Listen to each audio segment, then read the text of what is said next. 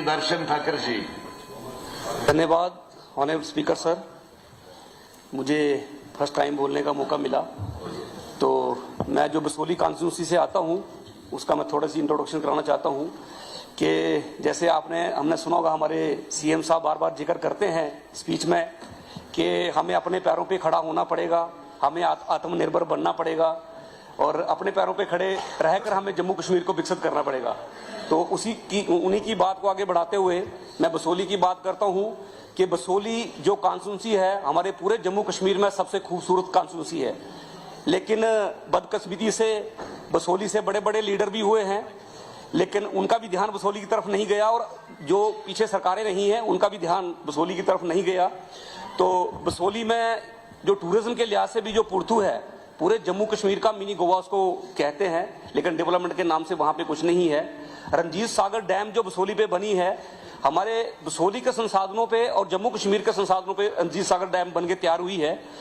लेकिन आज भी 725 परिवार उनको जमीन का कंपनसेशन नहीं मिला है, 725 परिवारों को नौकरी नहीं मिली है। तो मैं आज मेन ये सारी बातें आएंगी। बसोली का बहुत सारे खूबसूरत जो एरिया है, जैसे दारमानपुर का एरिया टूरिज्म के लिहाज से बहुत अच्छा है।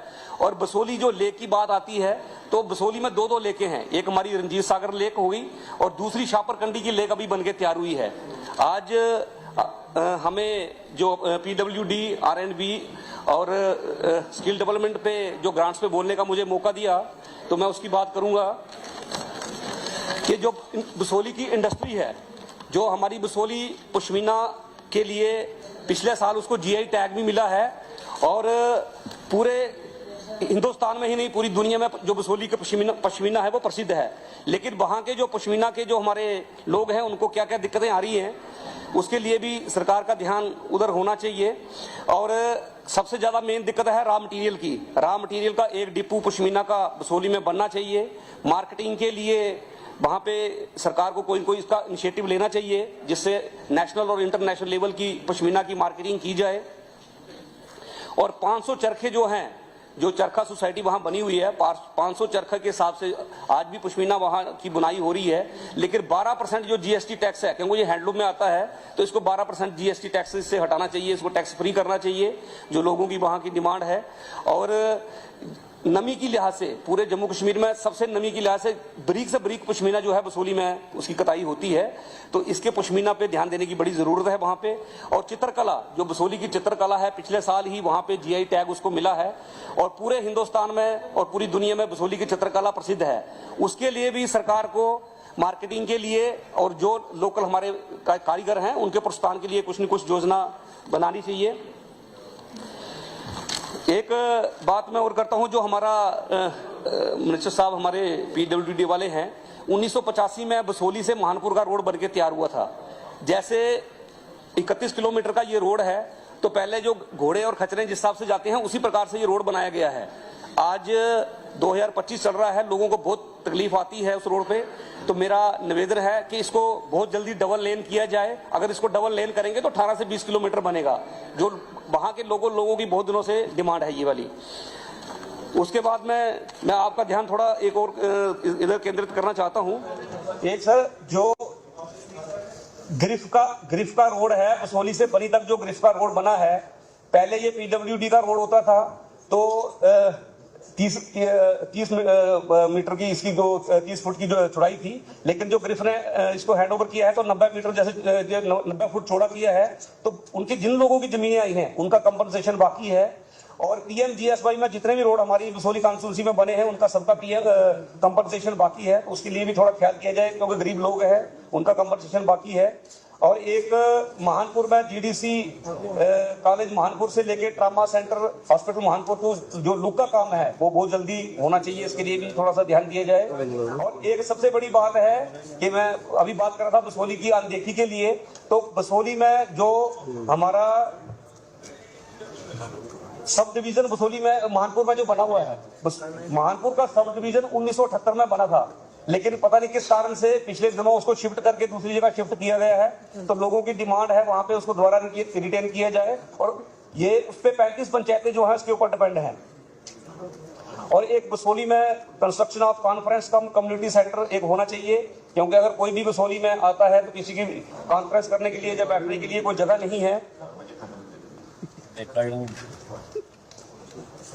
और एक मेरा मिनिस्टर साहब से ये रिक्वेस्ट रहेगी कि हमारा पहाड़ी क्षेत्र है, हमारे 2 पहाड़ी ब्लॉक आते हैं, एक भूल ब्लॉक, एक धार मानपुर ब्लॉक। इन दोनों में से किसी भी ब्लॉक में एक ITI इंस्टीट्यूट खोला जाए।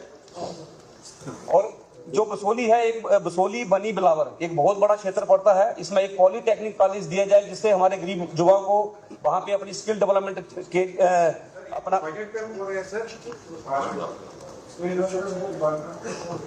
स्किल डेवलपमेंट की भी, जिससे कि हमारे वहाँ के बच्चे civil, mechanical, electrical, computer science वगैरह की जो ट्रेनिंग उसमें कर सकते हैं।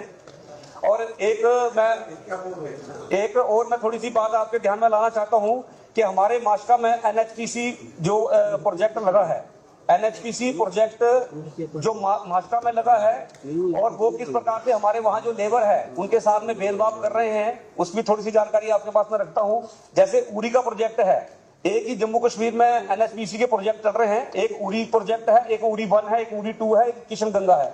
और जो जम्मू क्षेत्र में चल रहे हैं, एक सेवा सेकंड है, एक किश्तवाड़ में है और एक सलाल प्रोजेक्ट है। इनमें किस प्रकार से भेदभाव हो रहा है हमारे लोगों के साथ में, उसका भी थोड़ा सा ध्यान मैं हाउस का करवाना चाहता हूँ। स्किल्ड को जो पेमेंट दी जाती है NHPC हमारे जम्मू में, वो 23,386 है, और वही उड़ी में 30,855 है। और अनस्किल्ड को जो दी जाती है 16,789 है, और वही उड़ी में जो है 28,865 है। इतना बड़ा फर्क है। और हिमाचल में भी जो ये प्रोजेक्ट NHPC के हैं, उनको 31 दिन की छुट्टी मिलती है, लेकिन हमारे जो जितने भी हमारे लेबर लोग यहाँ काम कर रहे हैं उनको कोई भी छुट्टी नहीं दी जाती है। कोई भी कैजुअलिटी हो जाए तो भी उनकी छुट्टी काट दी जाती है। और उसके बाद में ना उनको कोई मेडिकल फैसिलिटी है। जैसे अंग्रेज जो ईस्ट इंडिया कंपनी करती थी, वैसा वो व्यवहार आज भी हमारे लोगों के साथ कर रहे हैं। तो इस पे भी बड़ी एक चिंता करने की जरूरत है। और ओवर टाइम भी उनको लगाते हैं, जैसे उनकी 9 to 5 ड्यूटी है, उसके बाद भी कोई मशीन खराब होती है, उनको बुलाते हैं, काम करवाते हैं 2-2, 4-4 घंटे, लेकिन कोई उनको ओवर टाइम नहीं दिया जाता है। और दूसरा, मैं हमारे मिनिस्टर जो PWD वाले हैं उनके साथ एक बात और रखना चाहता हूँ। एक हाटली से गुन्नी और गुन्नी से सरथान का रोड बन रहा है। इसमें 500 मीटर का बीच का ऐसा जगह है कि जिसको जो हटली से गुन्नी वाला ठेकेदार कहता है कि गुन्नी टू सरथान वाला करेगा, और सरथान से गुन्नी वाला कहता है कि गुन्नी टू हटली वाला करेगा। तो इस चीज को भी थोड़ा जल्दी क्लियर किया जाए। और एक शारा टू हाट का PMGSY का रोड है, यहाँ पे पूरी स्लाइडिंग हो गई है, उसकी अलाइनमेंट चेंज होगी, तो इसके भी थोड़ा ध्यान करके, क्योंकि काफी सारे लोग हाट मास्का और उस पूरे बेल्ट के लोग द्रमन के इससे परेशान होते हैं। आए दिन वो रोड बंद रहता है और पूरा जो है पूरी स्लाइडिंग होकर रोड नीचे बैठ गया है। तो इसकी भी अलाइनमेंट चेंज करवाने की जरूरत है।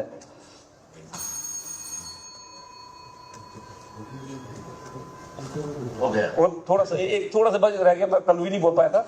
एक स्कूलों की जैसे वो कल निकल गया हेल्थ का, तो बसोली का हमारा जो हॉस्पिटल है वो पूरा खाली पड़ा, कोई भी डॉक्टर नहीं है, ना कोई फिजिशियन है, ना कोई गायनिक है, कोई भी डॉक्टर नहीं है, पूरा खाली पड़ा। तो मेरा मिनिस्टर साहिबा से थोड़ा अनुरोध है कि बसोली और ट्रामा हॉस्पिटल महानपुर को थोड़ा वहां डॉक्टर की जो कमी है उसको पूरी की जाए। और एक टिकट स्कूल है हमारा, हैंगिंग स्कूल है, उसके अलावा और भी स्कूल हैं जिनको 10वीं तक क्लासें बैठ रही हैं, लेकिन आज भी वहां पे जो उनकी पोस्टें हैं वो क्रिएट नहीं की गई हैं। तो बहुत सारे हैंगिंग स्कूल भी बसोली में चल रहे हैं। और 137 टीचर जो है वो बसोली में शॉर्टेज है हमारी। और टोटल मिला के 194 टीचर जो है